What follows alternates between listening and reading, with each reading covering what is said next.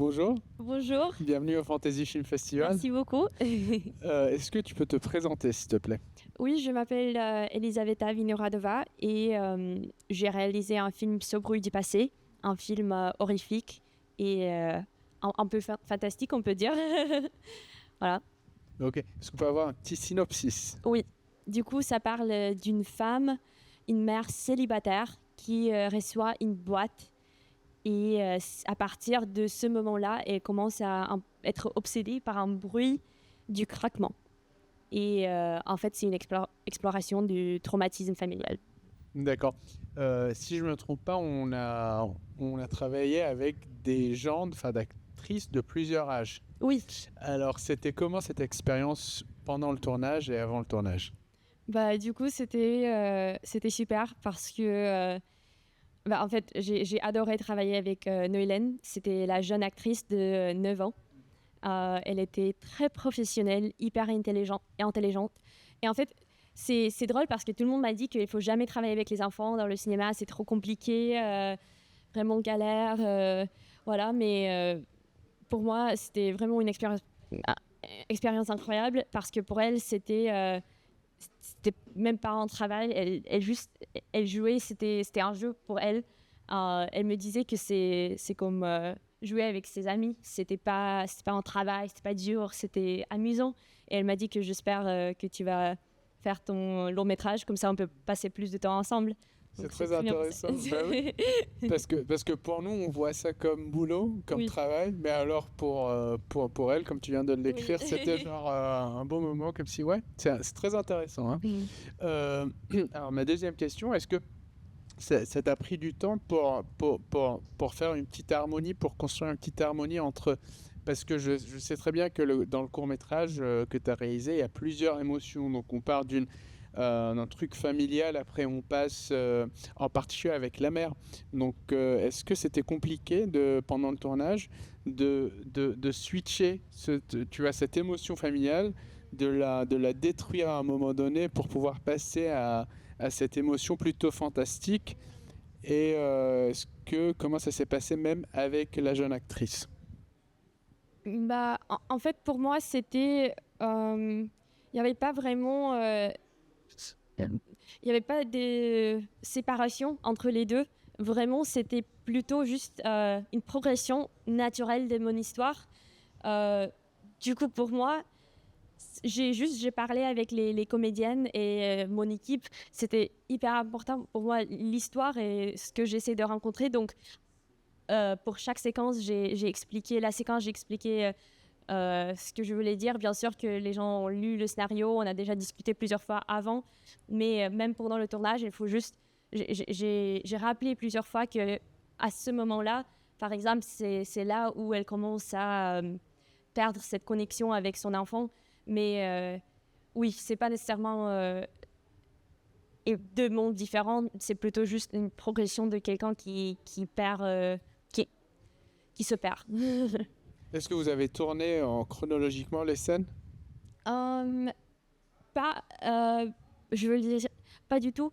Oui, pas du tout, parce que oui, on a dû tourner toutes les séquences avec Noéline, l'enfant, avant.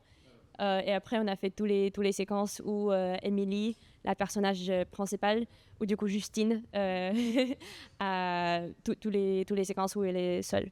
D'accord. Est-ce que tu vas continuer à écrire ce genre-là ou est-ce que tu voudrais explorer d'autres genres? J'aime beaucoup le cinéma du genre, mais j'aimerais bien aussi travailler plus avec le réalisme magique et parler des choses un peu, continuer de parler d'enfance, des choses horrifiques. Je vais continuer à montrer des choses un peu bizarres et qui font peur, mais je vais aussi explorer un côté plus doux, oui, un côté plus magique. Plus magique. Quand tu dis plus magique, ça pourrait être genre drama magique ou... Peut-être. En fait, on verra, mais dans mon prochain film, par exemple, ça sera aussi un truc un peu horrifique, mais il y a aussi, du coup, ces deux jeunes filles qui vivent dans un monde où la magie existe. C'est juste, ça fait partie de... Ça fait partie, ouais. Oui, voilà, et ça m'intéresse aussi. Ouais. C'est très intéressant et ça nous intéresse dans le festival, comme tu le sais, hein. Oui. Donc du coup, c'était ma prochaine question, c'est ton prochain projet. Donc tu es en train d'écrire ou tu es en train de réaliser en ce moment? Bah, là, j'ai fini le scénario, donc je vais commencer la pré-production, je pense. Mais ça, c'est juste un petit projet que je veux faire avec ma petite sœur. Et après, je pense que je vais euh, essayer de réaliser mon long métrage que je suis aussi en train d'écrire en ce moment. Donc ça, c'est le rêve. On va voir comment ça se passe avec le financement. D'accord. Un petit mot pour tous les réels, auteurs qui sont en train de maintenant d'écrire, de travailler sur des films de genre. Oui. Petit mot. Bah du coup, vous êtes trop cool. J'adore les films du genre et il faut continuer.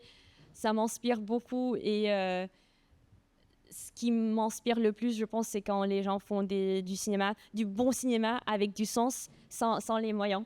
Je trouve que ça, c'est très puissant et ça donne... Ça me donne de motivation de créer mes propres films quand je vois les gens qui créent des choses sans avoir vraiment beaucoup de soutien, ce qui est souvent le cas.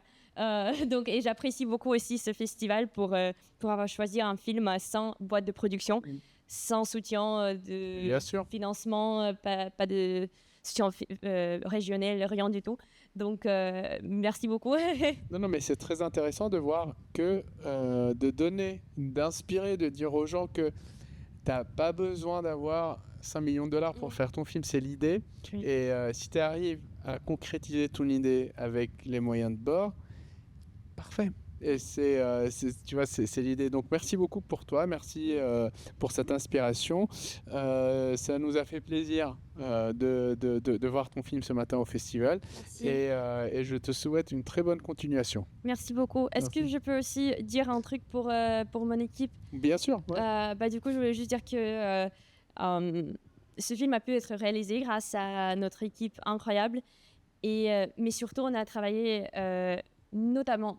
avec les cinéastes russes. Moi, je suis russe, j'ai travaillé avec des cinéastes ukrainiens aussi. Et je pense que c'est aussi important de ne pas oublier que l'agression russe continue en Ukraine et il faut que ça cesse. Voilà, c'était très important de dire ça. Slava Ukraini, merci. Merci pour partager ce dernier mot. Et j'espère à la prochaine. Oui, Merci. merci. Merci.